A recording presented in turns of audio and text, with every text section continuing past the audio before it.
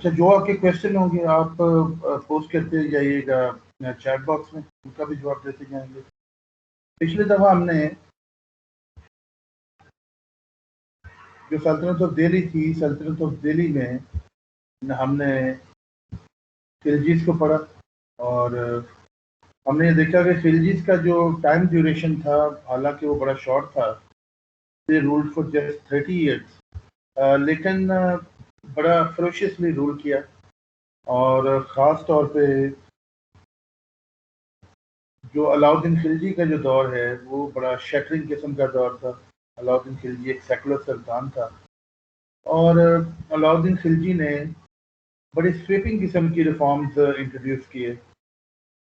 अब उसकी ऊपर बड़ी मिसअंडरस्टैंडिंग भी पैदा हुई और बहुत ज़्यादा उसके ऊपर जो हिंदू रिएक्शन था, जो अवाम का था, वो एक्सट्रीम रिएक्शन है। लेकिन ये नहीं कह सकते थे कि वो रिलीजियसली बिगॉट था या उसमें एक्सट्रीमिज्म थी।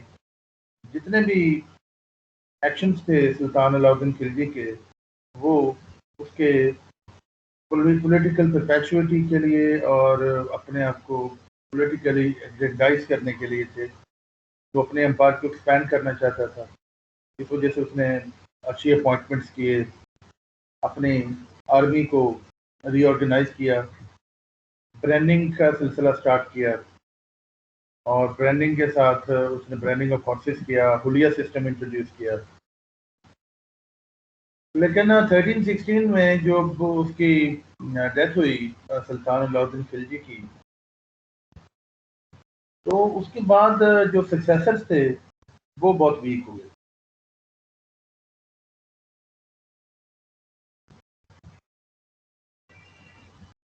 अब जो यही एक अलमिया रहा दिल्ली सल्तनत का, और जब भी मुसलमान किसी भी वक्त पावर में रहे, उनके पास जो लॉ ऑफ सक्सेशन था वो नहीं था। एक क्लियर रूल्स नहीं थे कि भाई एक सुल्तान के जाने के बाद दूसरा सुल्तान कौन बनेगा और कौन पावर में आएगा। तो same happened with the Khiljis. Khiljis were ruling for just 30 years. तो अगर आप इनके डायनेस्टीज को देखें तो जो खिलजीज हैं, मैं थोड़ा सा आपके लिए रिवाइज कर देता हूँ ताकि आप कंफर्टेबल हो जाएं। मैं थोड़ा आपके लिए रिवाइज करता हूँ कि व्हाट हैपेंड इन दी सल्तनत ऑफ दिल्ली। तो सबसे पहले हम देखते हैं कि जो पहली डायनेस्टी थी वो स्लेव डायनेस्टी थी, जो कि 1206 से लेके 1290 तक उसने रूल किया और उनका जो रूल है वो 84 ईयर्स का है। और स्लेव डायनेस्टी हमें पता ही है कि स्लेव डायनेस्टी को, क्योंकि they were ruled predominantly by slaves, slave dynasty को बाद में खिलजियों ने डिस्ट्रॉय किया और खिलजी जो थे वो 1290 में आए और 1320 तक आए। तो सिर्फ 30 ईयर्स का रूल आया और अलाउद्दीन खिलजी जो था वो स्टैंड आउट सुल्तान था। आज हम तुगलक, आज के लेक्चर में डायनेस्टी पढ़ेंगे। अब तुगलक डायनेस्टी का आप अगर नोट करना चाहें टाइम ड्यूरेशन तो वो नोट कर लीजिएगा। अब तुगलक डायनेस्टी ने रूल किया 1320 से लेके 1414 तक। तो this is quite a long time. 1320 से लेके 1414 तक का रूल है 94 ईयर्स का। और स्ट्रॉन्ग सुल्तान आए, सुल्तान मोहम्मद बिन तुगलक और फिरोज शाह तुगलक के लंबे ड्यूरेशन थे और खासे दाइयों तक इन्होंने रूल किया और बड़ी स्वीपिंग किस्म की चेंजेस की स्टेट एंड सोसाइटी। उसके बाद सैयद डायनेस्टी आ गई। हम जाए पढ़ेंगे हम सैयद डायनेस्टी 1414 से लेके 1414 से लेके 1451 तक रही।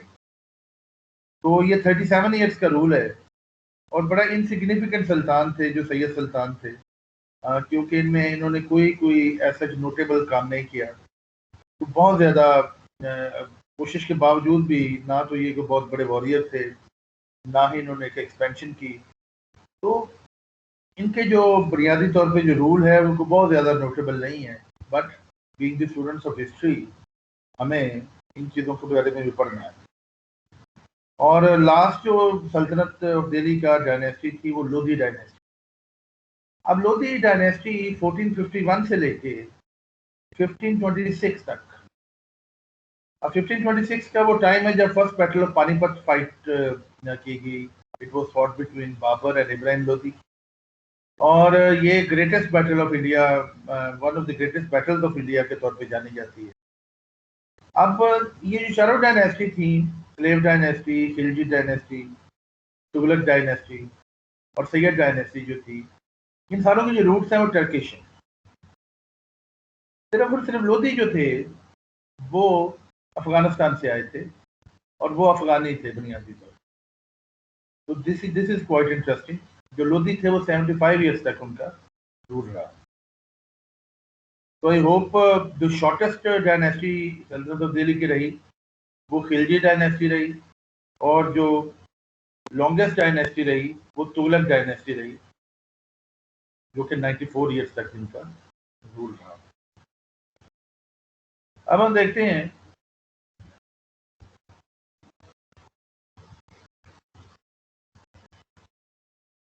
कि बुनियादी तौर पे तुगलक डायनेस्टी को पहले जरा अंडरस्टैंड करते हैं। अब तुगलक डायनेस्टी में सबसे पहले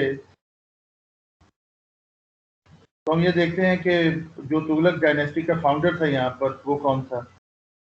अब उसमें गयासुद्दीन तुगलक ने इसको फाउंड किया, और गयासुद्दीन तुगलक का जो टाइम ड्यूरेशन है वो 1320 से लेके 1325 है। एंड आई रिपीट, 1320 से लेके 1325 तक का टाइम है। सिर्फ 5 साल तक इसने गवर्नमेंट की। अब गयासुद्दीन तुगलक जो गाजी मलक के नाम से भी फेमस था, he was the founder of the Tughlaq dynasty, and he rose from a very humble beginning. इसका बड़ा हम्बल एक बैकग्राउंड था कि बहुत ज्यादा रॉयल फैमिली से ये नहीं था। तो he was the first sultan of Delhi who took the title of Ghazi. अब गाजी का जो मीनिंग है स्लेयर ऑफ इन्फिडल्स। जो गाजी होता है कि जो जंग से बाकायदा तौर पे कामयाब होके बगैर मरे हुए वापस आ जाए। जो मर जाता है वो तो शहीद हो जाता है। The first sultan to start irrigation work. अब गयासुद्दीन तुगलक ने यहाँ इंडिया में इरिगेशन का बहुत ज़बरदस्त इस पर फोकस किया, और एक बड़े रिफाइन किस्म का वाटर का प्लांट्स लगाए। प्लांट से मुराद ये है कि वाटर को स्टोर किया जाता था, और बाद में छोटे छोटे जो नलस थे और जो ब्रिक लाइन्स थे, खाले शाले थे, वो बना के पानी दूर दूर तक पहुँचाया जाता। फिर सुल्तान गयासुद्दीन तुगलक ने लैंड रिफॉर्म्स किए, और जो लैंड मेजरमेंट थी उसका कॉन्सेप्ट इंट्रोड्यूस किया।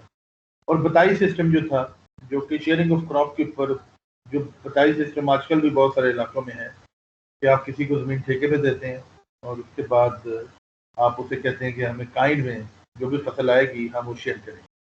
तो ये गयासुद्दीन तुगलक ने इंट्रोड्यूस हुआ, जो कि तुगलक डायनेस्टी का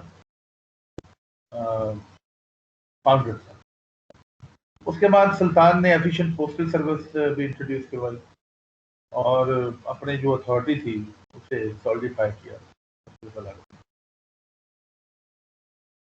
डोमेस्टिक एंड फॉरेन पॉलिसी सुल्तान की, उसने अपने जो अंपायर था उसमें ऑर्डर क्रिएट किया, और जो केओस था, जो लड़ाई झगड़े थे, वो बहुत हद तक खत्म हो गए। तो डोमेस्टिक एंड फॉरेन पॉलिसीज में क्योंकि टाइम ही बड़ा थोड़ा मिला, तो गयासुद्दीन तुगलक ने बंगाल को, उटकाला, उड़ीसा, रंगल,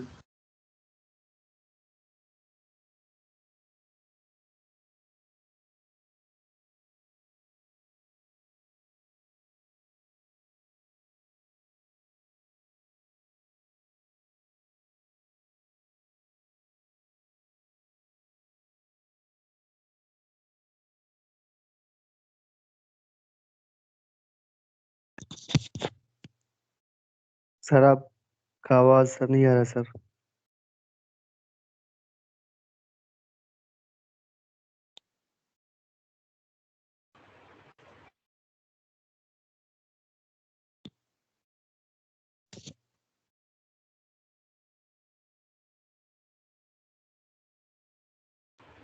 सर आपकी आवाज नहीं आ रही।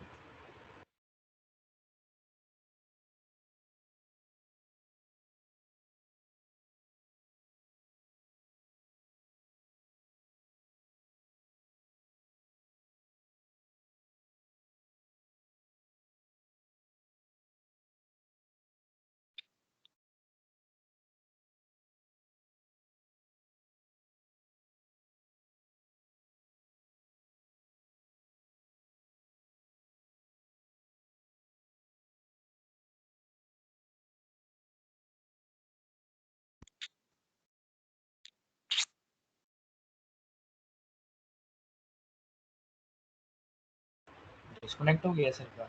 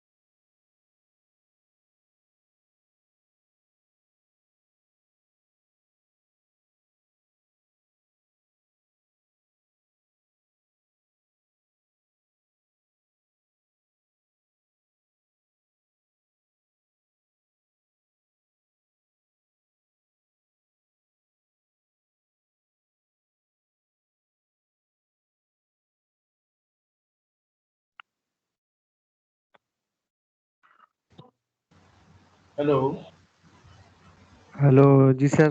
Hello hello sir. जी, मुझे बताइएगा क्या आई एम ऑडिबल अगेन?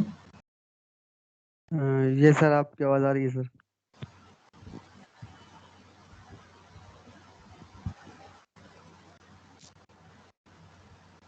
ये सर आपकी आवाज़ आ रही है सर।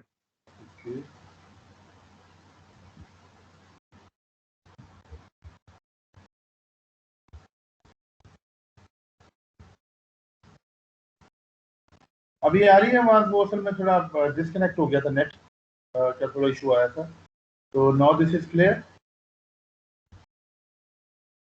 अभी बताइएगा। ओके, तो मैं आपको बता रहा था फॉरेन पॉलिसी। जी, मैं फॉरेन पॉलिसी से दोबारा आपको बता देता हूँ। आज मुझे आपकी माइक में आवाज़ क्यों नहीं आ रही? Is there is some problem? हाँ, मेरी यस आवाज़ अगर सर। आपको आ रही है और आपकी आवाज़ नहीं आ रही तो there is some issue I suppose. Yes sir. कोई आप कहीं सर सुन नहीं रहा। आप तो अपने ये आप सर फोन म्यूट करके जरा आप मुझे बोले। ये सर सर आप सारे अनम्यूट हो माइक सर। खराब हो तो आपको आवाज़ कैसे पहुंचे? तो सर मैं आपकी आपके आवाज़ साथ सर आपकी आवाज़ सही आ रही है।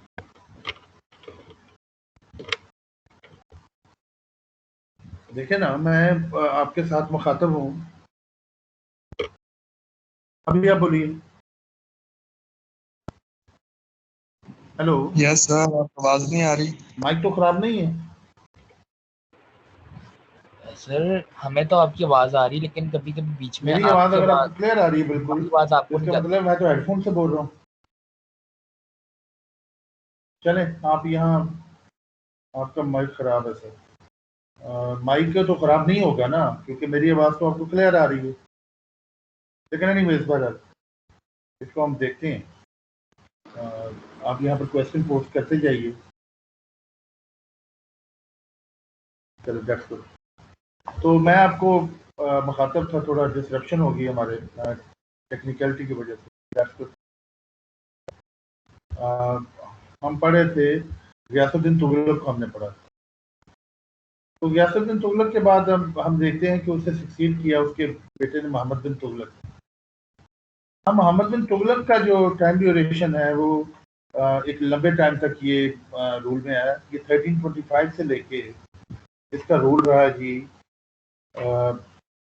ऑलमोस्ट 1361 तक। अब 61 तक he ruled for a long time. और उससे ये हुआ कि इसके पास एक अच्छा टाइम था जो इसने यहाँ 13 इसे 51 करिएगा, ये 61 नहीं। तो मोहम्मद बिन तुगलक का जो टाइम है, जो मैंने आपके साथ हैंड आउट भी शेयर किया है, उसमें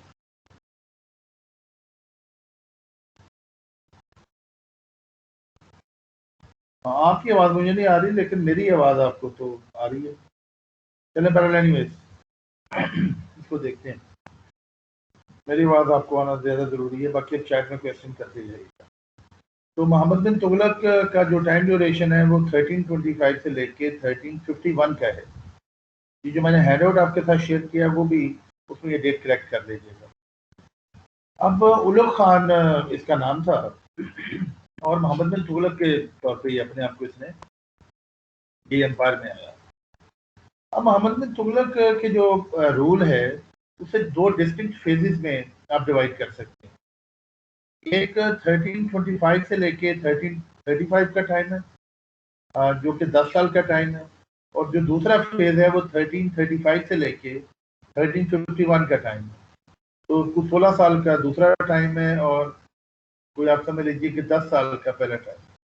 तो फर्स्ट फेज है मोहम्मद बिन तुगलक के टाइम ड्यूरेशन का, वो कंपैरेटिवली पीसफुल और एक प्रॉस्परस टाइम था, और वहाँ पर कोई ज़्यादा जंगो-जदल भी नहीं हुए और कंपैरेटिवली एक रिबेलियंस वगैरह नहीं थे, और रिजीम में ओवरऑल एक पीस था। उसके बाद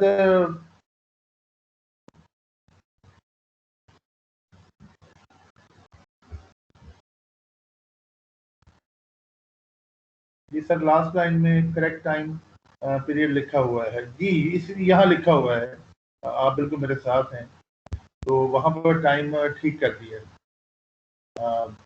वो मेरी जो रिसर्चर है जिससे मैंने ये टाइप करवाया, क्योंकि टाइपोग्राफिकल मिस्टेक्स तो ज़्यादा हो जाती हैं समटाइम, लेकिन हम उसे ठीक कर लेंगे। तो जो दूसरा टाइम है वो ड्यूरेशन जो है वो 1335 से लेके 1351 का है।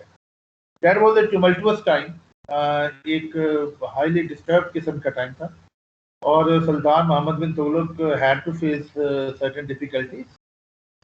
उसमें जो सिंध, गुजरात, बंगाल और दक्कन में रिबेलियंस हुए, और उन रिबेलियंस को क्रश करने में he took a lot of time and lot of finances as well.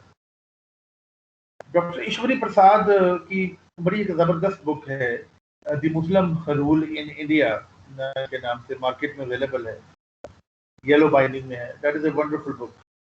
तो डॉक्टर ईश्वरी प्रसाद साहब लिखते हैं कि Mohammad bin Tughlaq was unquestionably the ablest man among the crowned heads of medieval ages of all kings who sat on the throne of Delhi after the Arab. अब Muhammad bin Tughlaq no doubt was one of the most powerful sultans who were enthroned and who got into power in India. लेकिन मोहम्मद बिन तुगलक के mental health के बारे में बहुत सारे question थे, और ये कहा जाता था कि मोहम्मद बिन तुगलक साहब कोई he was a mixture of opposites. He was a mixture of opposites. He was blowing hot and cold at the same time.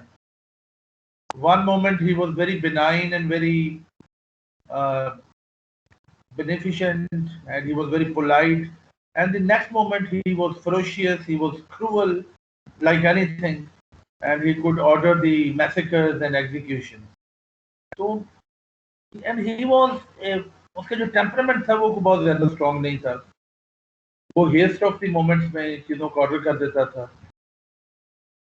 अब ज़ियाउद्दीन बरानी साहब जो हैं, जो कि बड़े बहुत प्रोमिनेंट हिस्टोरियन हैं, ज़ियाउद्दीन बरानी, वो प्रोजेक्ट्स के बारे में लिखते हैं कि मोहम्मद बिन तुगलक ने 5 प्रोजेक्ट्स इंट्रोड्यूस किए थे, और ये 5 प्रोजेक्ट आपको समझाना बड़ा इम्पोर्टेंट है।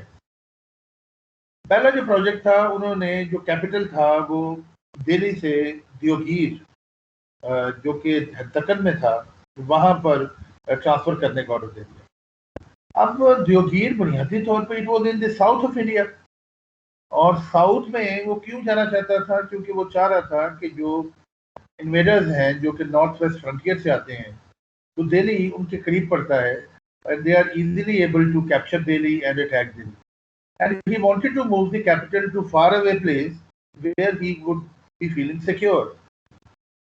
अब इसके बारे में ये एक बड़ा एम्बिशियस किस्म का प्रोजेक्ट था, और it told upon the government exchequer, ये फाइनेंशियली भी बहुत ज़्यादा एक्सपेंसिव किस्म का प्रोजेक्ट था। अब इसके बारे में बड़ी डाइवर्जेंट ओपिनियंस हैं। ये कई हिस्टोरियन लिखते हैं कि not a cat and a dog were left behind, everything was moved to Deogir. अब कई लोग कहते हैं कि हाफ हार्टेड किस्म की माइग्रेशन हुई और जो स्टेट अपरेटस था वो वहाँ ले जाया गया, लेकिन ये आप समझ लीजिए कि एक मिक्सचर ऑफ हिस्टोरिकल ओपिनियन इसके ऊपर है, but it prove to be a massive failure, जो एक दौलताबाद देवगीर में जो कैपिटल को ट्रांसफर किया गया, वो बुनियादी तौर पे कुछ सक्सेसफुल करियर नहीं रहा। अब उसमें जो दूसरा जो बड़ा इम्पोर्टेंट मामला रहा वो था एनहांसमेंट ऑफ टैक्सेस इन दोआब। अब जो दोआब का इलाका है ये बेसिकली गंगा जमुना के दरमियान में जो एक बेल्ट है जो कि बड़ा ही फर्टाइल होता है, वो बेल्ट है। लेकिन उस साल कोई रेंज नहीं हुई, but even though despite the less precipitation rainfall, जो सुल्तान मौजम थे इन्होंने जो टैक्सेशन का रेट था वो एनहांस कर दिया। अब एनहांस इन द सेंस कि सारे रेट कम करना चाहिए था, तो इन्होंने जो टैक्सेस का रेट बढ़ा दिया, तो people were naturally very unhappy. तो ये भी आप समझ लीजिए कि बड़ी resulted into a massive resentment against the sultan, और सुल्तान के against he no more the sultan of the hearts of the people. फिर उसके बाद खुरासान एक्सपेडिशन की। अब खुरासान एक्सपेडिशन जो थी वो थी कि भाई जो सेंट्रल एशिया है, अफगानिस्तान है, उसे कॉन्कर किया जाए और उससे अनेक्स किया जाए, तो ये भी फ्लॉप हुई। फिर कराचील की एक्सपेडिशन थी जो कि नॉर्दर्न इंडिया में जो चाइना के साथ पार्ट्स हैं और तिब्बत के साथ जो एरियाज हैं, तो यहाँ पर अपने लोगों को भिजवाया। अब ये इतनी बड़ी फेलियर थी जो कराचील की थी कि यहाँ एक तो जो क्लाइमेट थी वो बड़ी हॉस्टाइल थी और वहाँ डिजीज भी, एक एपिडेमिक भी आ गई। तो कहा जाता है कि hardly couple of person survived the expedition. सारी की सारी जो एक्सपेडिशन थी, सारा का सारा जो ट्रूप्स थे वो एब्सोल्यूट एलिमिनेशन में चले गए, कोई भी बचा नहीं वहां से। और जो एक जो बचे, they were there to tell the horrific stories of a very flopped expedition, जो कि ज़ाहिर एक बड़ी एम्बिशियस थी जो कि कभी पूरी होने वाली थी। अब उसके बाद कराचील के बाद जब ये वापस आए तो इन्होंने टोकन करेंसी को इंट्रोड्यूस किया। अब टोकन करेंसी जो थी वो एक बड़ा यूनिक था उस दौर में, टोकन करेंसी को इंट्रोड्यूस करना। ही वो थॉमस एक हिस्टोरियन है, थॉमस ये कहते हैं कि Tughlaq was the prince of moneyers, MONEYERS। He was ahead of his time. सुल्तान के बारे में ये कहा जाता है कि sultan was ahead of his time. अब सर्कमस्टांसेस ने लीड किया, टोकन करेंसी को इंट्रोड्यूस किया। अब जब टोकन करेंसी इंट्रोड्यूस की तो उसकी काउंटरफेटिंग बहुत थी। बुनियादी तौर पे जो टोकन करेंसी इंट्रोड्यूस की सुल्तान मोहम्मद तुगलक ने, उसमें यह था कि हर हिंदू जो घर था वहां पर एक आप समझ लीजिए कि मिंटेज बन गई, जहाँ जो कॉइन्स थे वो मिंट किए जाते थे, और जो काउंटरफेटिंग थी वो पैसे की इतनी डिवैल्यू हो गई कि एक तो इंस्टेबिलिटी यहाँ पर आ गई, यहाँ पर अटैक्स का बड़ा खतरा था। उसके बाद इतना ज़्यादा, जब आपको पता हद से ज़्यादा मार्केट में पैसा आ जाए तो उसकी वैल्यू जो है वो कम हो जाती है। मैंने इंक्रीज टैक्सेशन ऑफ ड्रॉप आपको बता दिया। तो ये पांचों जो प्रोजेक्ट्स थे, एंड आई रिपीट के क्या प्रोजेक्ट थे। सबसे पहला जो प्रोजेक्ट था वो था कि जो कैपिटल था उसे ट्रांसफर कर दिया गया फ्रॉम दिल्ली टू देवगीर। उसके बाद जो दूसरा प्रोजेक्ट था वो एनहांसमेंट ऑफ टैक्सेस इन दोआब, और तीसरा जो प्रोजेक्ट था वो खुरासान की एक्सपीडिशन थी जो कि अफगानिस्तान की तरफ की गई, और चौथा प्रोजेक्ट था कराचील एक्सपीडिशन जो चाइना के इलाकों को अनेक्स करने के लिए की गई। और जो पांचवा जो एक्सपीडिशन थी वो टोकन करेंसी का इंट्रोडक्शन थी, which also prove to be a failure. तो सुल्तान के बारे में, सुल्तान तुगलक के बारे में कहा जाता है कि he was a mixture of opposites. अब सुल्तान ने मोइनुद्दीन चिश्ती अजमेरी साहब के मज़ार को विजिट किया, और first ruler to participate in Holi, वो होली में भी पार्टिसिपेट करते थे। सुल्तान निज़ामुद्दीन औलिया का जो मौसोलियम था इन्होंने बिल्ड किया, बनवाया। फिर ये बेसिकली रिलीजियसली भी नॉर्मल थे, यानी कि ये बिगॉड नहीं थे। तो हिंदू सेंट्स और योगीज के साथ भी इनके डिस्कशंस बड़े फेमस हैं। फिर एग्रीकल्चर डिपार्टमेंट को सुल्तान मोहम्मद बिन तुगलक ने रीवैम्प किया और एक दीवाने कोही के नाम से एक डिपार्टमेंट बकायदा एस्टेब्लिश किया। Then the whole of South India जो था वो बहुत हद तक हाथों से निकल भी गया और कुछ इलाके कंट्रोल में रह गए। इब्न बतूता साहब यहाँ कादी के तौर पे भी काम करते रहे इसके दौर में। उन्हें जज भी लगाया गया और उन्होंने कंटेम्प्रेरी रिकॉर्ड किए हैं अपने सफरनामा में, जब वो मोरक्को में 1353 में वापस गए।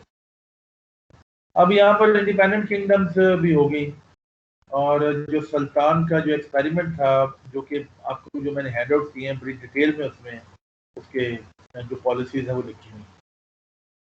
देखिए, किसी भी सुल्तान को अगर आपने अप्रिशिएट करना है तो एक तो उसकी डोमेस्टिक पॉलिसी को देखिए और एक उसकी एक्सटर्नल पॉलिसी को। डोमेस्टिक पॉलिसी में हम ये देखते हैं कि उसने कितनी कॉन्क्वेस्ट किए, कितने रिबेलियंस को सप्रेस किया और अपना जो एरिया है उसे कितना उसने एग्रेंडाइज किया। और अगर उसकी फॉरेन पॉलिसी देखेंगे तो हम देखेंगे कि जो इन्वेडर्स आते थे बाहर से, उसको उन्होंने कैसे रिपेल किया और कैसे उनको आगे से डिफीट किया या अपने आप को डिफेंड किस हद तक किया। अब इसके बाद सुल्तान फिरोज शाह तुगलक आ गए। सुल्तान फिरोज शाह तुगलक के बारे में, सुल्तान मोहम्मद बिन तुगलक के बारे में कोई क्वेश्चन है तो पूछिएगा।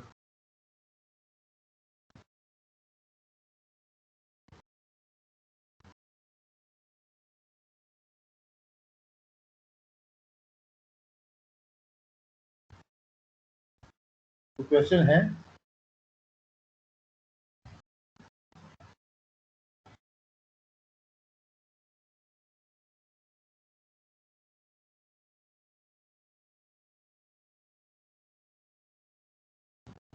जी,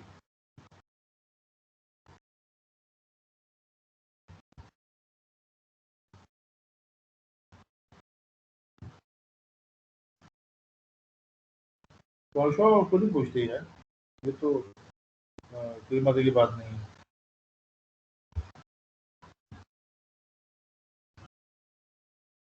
और माशाल्लाह 46 अटेंडीज आते हैं, तो मैं आपकी अटेंडेंस नो क्वेश्चन। अच्छा, चलें। सब अच्छा, सब अच्छा, तो बड़ी मजे की बात होगी। मैं आपकी अटेंडेंस मार्क कर लूँ, फिर उसके बाद हम करते हैं सुल्तान फिरोज शाह तुगलक के बारे में देखते हैं।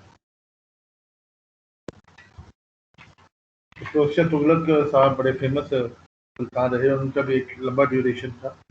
मैं अभी आपकी अटेंडेंस मार्क कर लूँ, यू आर 46 प्रेजेंट और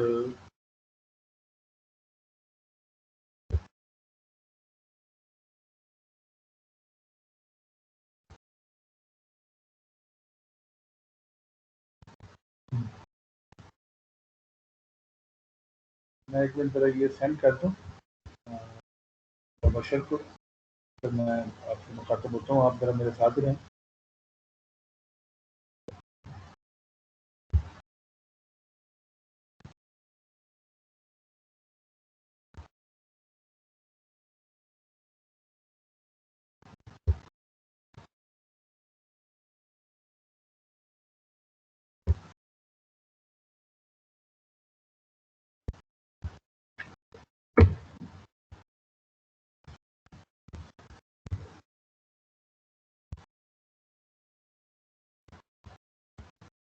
उतनी देर में कोई क्वेश्चन हो तो पूछते जाइएगा, ताकि किसी भी टॉपिक के बारे में पूछ लीजिए।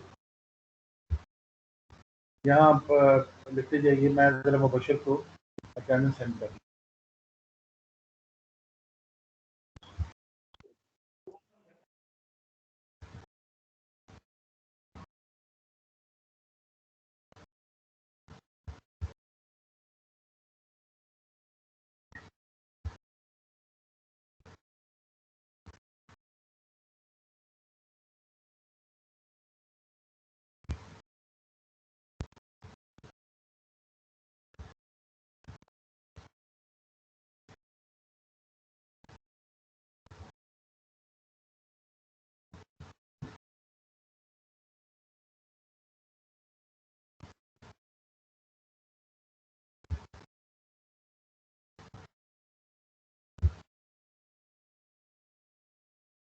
जी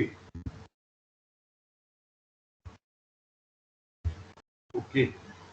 अभी हम देखते हैं कि सुल्तान फिरोज शाह तुगलक साहब जो आए, तो उनका जो टाइम ड्यूरेशन आप नोट कर लीजिएगा ताकि आपको क्लियर है। 1351 से लेके 1388 तक का टाइम। सुल्तान फिरोज शाह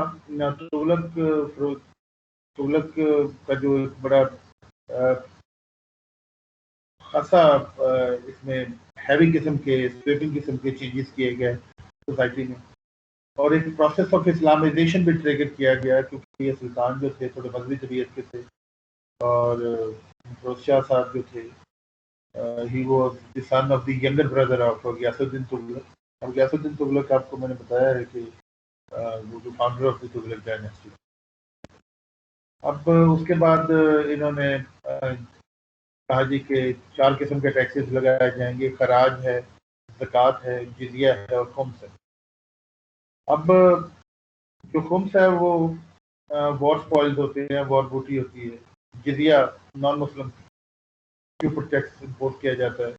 अगर वो लॉ इन्फोर्समेंट एजेंसीज में पार्टिसिपेट नहीं करते, दे हैव टू पे प्रोटेक्शन टैक्स। और ज़कात यू ऑल नो कि मुस्लिम जो कि साबित निसाब हैं, तो वो अपने एक सालाना इनकम के ऊपर 2.5% के 2.5% के लिहाज से ज़कात है। और उसके अलावा चैरिटी वगैरह होती है, और जो उशर है वो 10% ऑफ द प्रोड्यूस है। इन्होंने बेशुमार गार्डन्स बनवाए, कोई मोर देन 1000 गार्डन्स बनवाए दिल्ली के अराउंड। जौनपुर में मसाजिद बनवाई। उसके बाद इन्होंने बड़े डेवलपमेंट के काम किए, क्योंकि he ruled for a long time.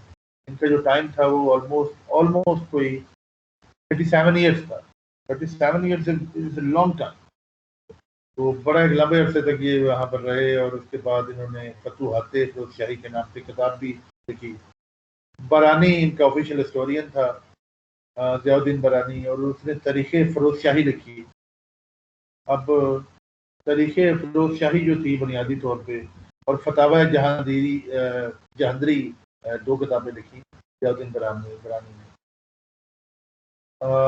इनके जो लास्ट ईयर्स थे वो एक तो बहुत ज़्यादा ट्रबलसम थे, क्योंकि और के बाद जो प्राइम मिनिस्टर इनका था जोना खान, वो एक एरोगेंट किस्म का बंदा था, जो कि जिसके बाद पावर मिली।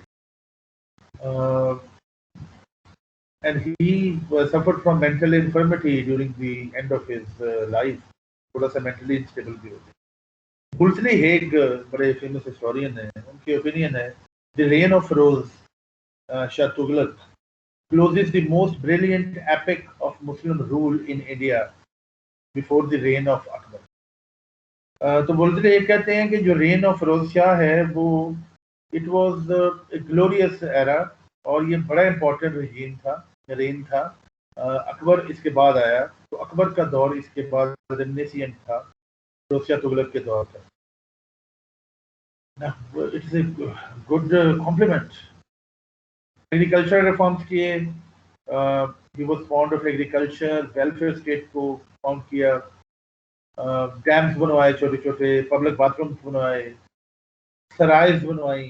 सराय वो स्टॉप पॉइंट्स थे जहाँ पर जो मुसाफिर थे वो रेस्ट करते, जैसे सराय आलमगीर वगैरह आजकल है, ये तो बाद में बनी है, लेकिन आपको मिसाल दे रहा हूँ। तो फिर उसके अलावा जैसे आपका मोटरवे के ऊपर रेस्ट एरिया नहीं है, जैसे सुखे की है और बाकी हैं, तो ऐसे इन्होंने भी मुख्तलिफ अपने घोड़े को खाना शाना मिल जाए और लोग साल में। पॉलिसी एक्सपेडिशंस भी हैं। I have to be brief. Administrative reforms जो थे फिरोज शाह तुगलक के, वो भी बड़े स्वेपिंग थे। इन्होंने एग्रीकल्चरल लोन्स वगैरह थे वो ग्रांट जो किए थे मोहम्मद बिन तुगलक ने, वो विड्रॉ कर लिए सारे। रेवेन्यू ऑफिसर्स को तनख्वाहें वगैरह बढ़ाई, अपने रेवेन्यू को मोबिलाइज किया, तो सरकारी खजाने में खासे पैसे इनके दौर में आए। अब it is one of the most important periods. Tughlaq के जो सक्सेसर्स थे वो बड़े वीक थे, तो जो लास्ट तुगलक था वो नसीरुद्दीन मोहम्मद तुगलक था। नासिरुद्दीन मोहम्मद तुगलक था, वो इनकॉम्पिटेंट बंदा था, जिसको आराम से सैयद डायनेस्टी वाला हरा दिया। अब जो सैयद डायनेस्टी है, ये बुनियादी तौर पे यहाँ पर एक बहुत बड़ा वाक़या हुआ, जिसे टिमरलेन तिमरलैन, TIMURLANE, क्योंकि वो एक क्रिपल था, वो लगड़ा के चलता था, तो अमीर तैमूर जिसे आप कहते हैं, he was the successor, he was a Chughtai truck था, और ये जो चंगेज खान की जो लड़ी थी, जो कि उसके डिसेंडेंट्स थे, उनमें से था। अब ज़ाहिर है वो यहाँ पर उसने अटैक किया, और अटैक करके उसने जो practically he put an end to the Tughlaq dynasty, जो कि 1414 तक आई। अब जब वो यहाँ पर तैमूर आया, तो तैमूर ने दिल्ली को रैंसैक किया, मैसेकर किया, और अपनी जगह पे उसने यहाँ पर लगा दिया सैयद डायनेस्टी को इंस्टॉल कर दिया। अब जो सैयद डायनेस्टी थी, बुनियादी तौर पे ये बेसिकली इनके गवर्नर्स थे तुगलक के पहले मुल्तान और लाहौर में। तो तैमूर को यहाँ पर वेल्थ ऑफ इंडिया ने अट्रैक्ट किया। नेचुरली इंडिया एक सोने की चिड़िया थी, बड़ा एक प्रॉस्परस इलाका था, तो it was a very attractive ground for all the invaders, जो भी लोग बाहर से आते थे। तो यहाँ आके तो फिरोज शाह ने अपॉइंट कर दिया अपना वाइसरॉय सैयद को। उसके बाद वो एक फैमन आ गया, पेस्टिलेंस आ गया, तो जो सारा का सारा जो 8-10 साल का टाइम है, वो बहुत ही टफ टाइम गुजरा दिल्ली वालों के लिए और एज ए इंडिया हिंदुस्तानियों के लिए, क्योंकि तैमूर ने तो वापस चला गया, लेकिन जो खिजर खान वगैरह यहाँ पर थे, तो वहाँ पर इनको इंस्टॉल करके चला गया। तो उसके बाद हम सैयद डायनेस्टी देखते हैं। सैयद डायनेस्टी 1414 से लेके 1451 तक चली। अब इसमें ये फोर्थ डायनेस्टी है सल्तनत ऑफ दिल्ली की, जो 5 में से ये चौथी है। इसके बाद लोधी भी हम पढ़ेंगे ब्रीफली। ये इनसिग्निफिकेंट टाइम इनका गुजरा, तो बहुत ज़्यादा कोई स्ट्रॉन्ग रूल इनका नहीं है। तो इसके जो फाउंडर थे वो खिजर खान साहब थे, और खिजर खान बुनियादी तौर पे मुल्तान के रूलर थे उस दौर में। He was a generous and price man. Revival of सल्तनत ऑफ दिल्ली इन्होंने की, कुछ स्टेप्स लिए, लेकिन इनको बहुत ज़्यादा इफेक्टिव इनका रूल ना चला। तो Khizr Khan came into power in 1414, but he did not assume the royal title. तो उसके बाद डेथ होगी 1421 में।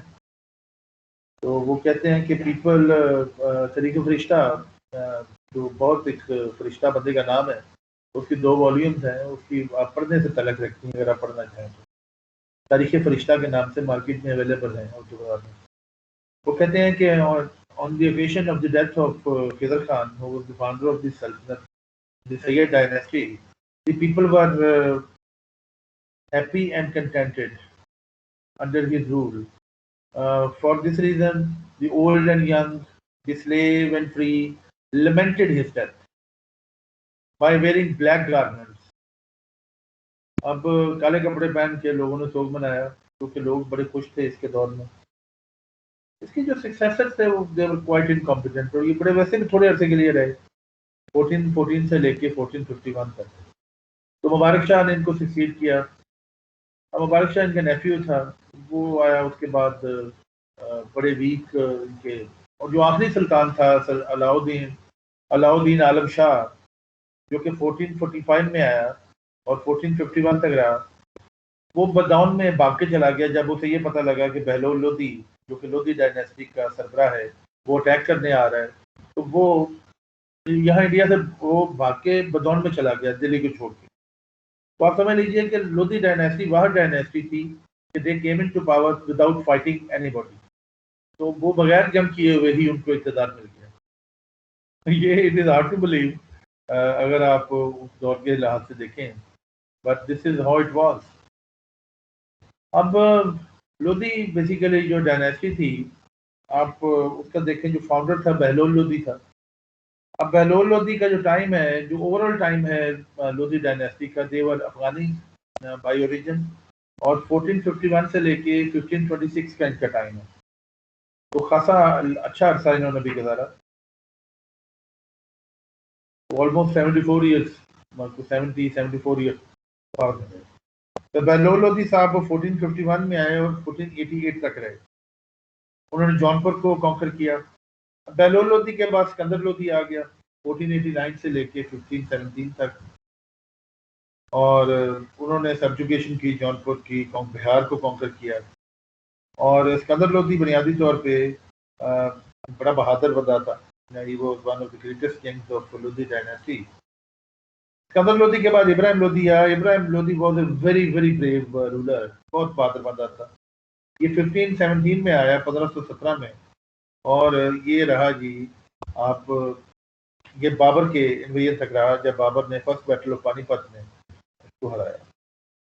तो जो डिसकंटेंटमेंट थी, क्योंकि इसके साथ सुल्तान नहीं थे, जो दौलत खान लोधी था, और इसके अपने ही जो रिश्तेदार थे, they went against Ibrahim Lodhi.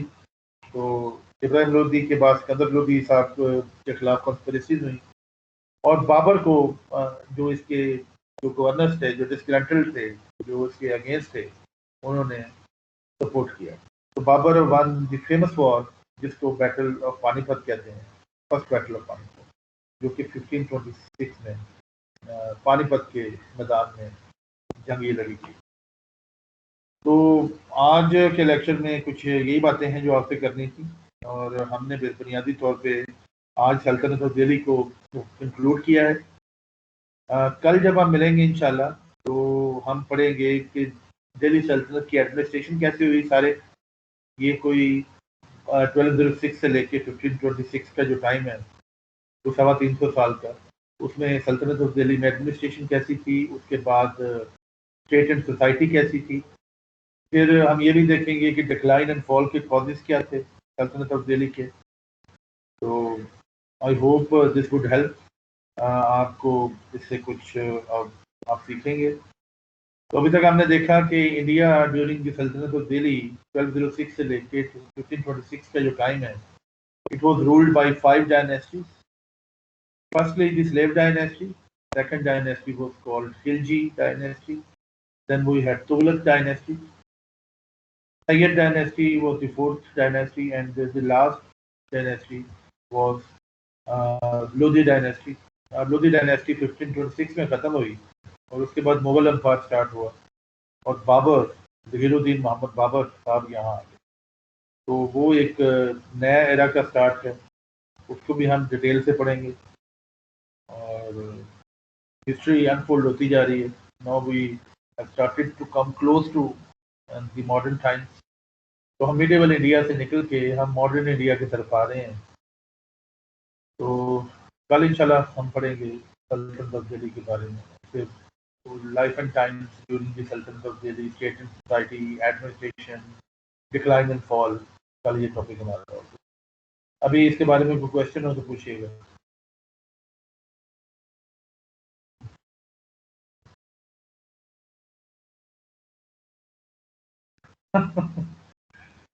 अच्छा, पोइट्री भी सुना देते हैं।